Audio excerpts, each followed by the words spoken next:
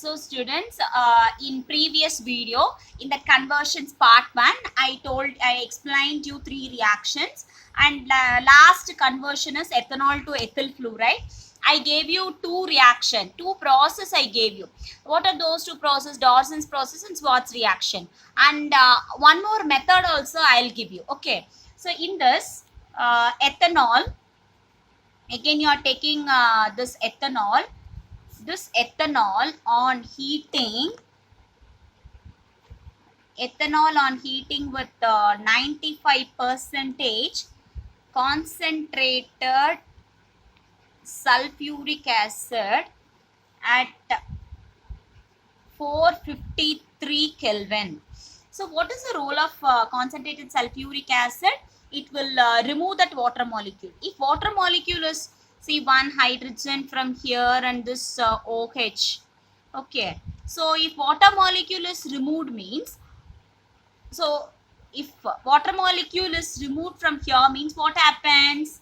What will be the product formed? Alkene. Okay. So the product formed will be alkene, that is ethene. Okay. So to this ethane, you're going to add hydrogen fluoride. Okay. You're going to add hydrogen fluoride. Add hydrogen fluoride. So your product will be CH3, CH2F. Okay. This is symmetrical alkene only. So you can go with this. Okay. So this is what another one method for the conversion of ethanol to ethyl fluoride. First you are adding concentrated sulfuric acid and heating. What this concentrated sulfuric acid will do, it will remove water molecule, and so this alcohol will get converted into alkene, ethene. To this ethene, if you add HF, then you will get ethyl fluoride. So this is very simple conversion. Okay, we'll go to next conversion. Your next conversion is bromomethane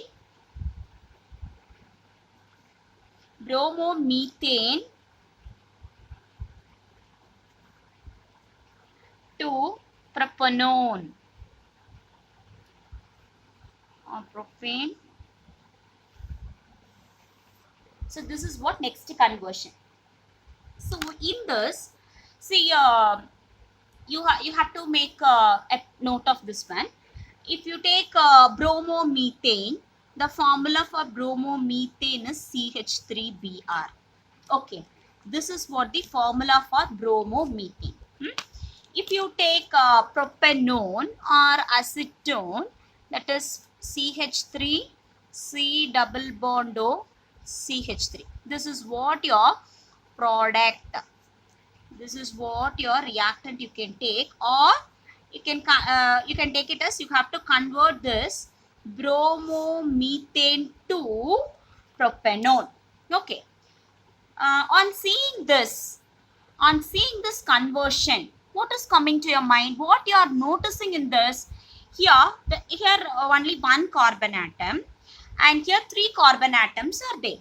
So what you have to do? You have to increase the number of carbon atoms. Have you understood what I am saying? Here CH3Br, only one carbon atom. Here product is propanone. How many carbon atoms are there? 3 carbon atoms are there. So what do you understand from this? You have to increase the number of carbon atoms. Okay. So how to increase this number of carbon atoms? Two ways. In 2 ways you can increase the number of carbon atoms.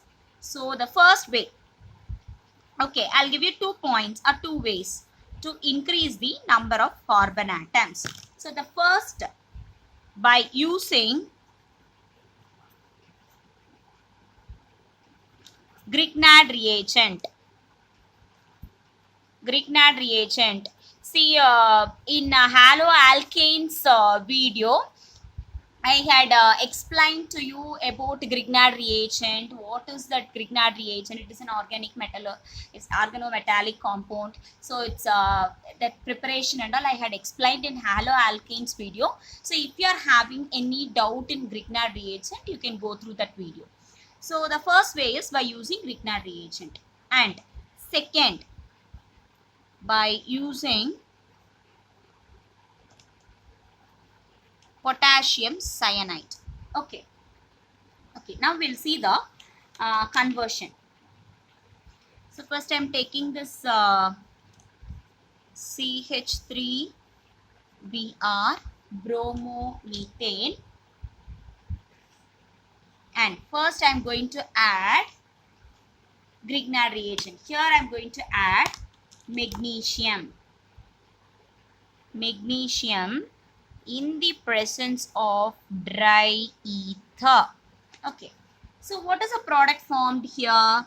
It will be CH3MgBr. Okay. So if you see in this product, usually this methyl group will be having negative charge and this magnesium will be having positive charge. Okay. And to this you are using KCN, potassium cyanide you are using. Okay. So what will be your product? Your product will be CH3. Your KBr will be coming out. Okay. Here what happens? You know, right? So this is highly electronegative. It will take the shared pair of electrons towards itself, and this will become positive and this will become negative. So negative, and here also K plus and Cn minus. So this is an ionic compound. So it will get split into K plus and Cn minus only. So this K plus will combine with this Br and KBr will come out, and the Cn will take the place of this Br. Okay. So here your product will be CH3CCN. This is cyanide product only, alkyl cyanide only. Why I am saying cyanide? Because the attack is through carbon, not through nitrogen. Okay, if the attack is through nitrogen means that will be isocyanide. Already about Abident nucleophile and all I had explained. So this is the alkyl cyanide product. Okay, so if you are writing KCN, your product will be alkyl cyanide, methyl cyanide you will get it. Okay, and here what happens? Triple bond is there. In this, one pair of electron that will goes to this pair of electron will come to nitrogen. Okay, and before getting transferred to this before this pair of electrons getting transferred to this nitrogen, the charge of this carbon will be, this will be positive and this will be negative. Okay, now after that what happens? See, this pair of electrons, it will go to this nitrogen, it will come to nitrogen. Then your product will be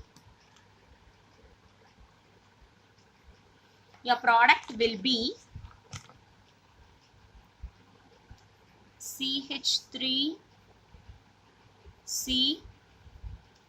CH3 double bond N MgBr.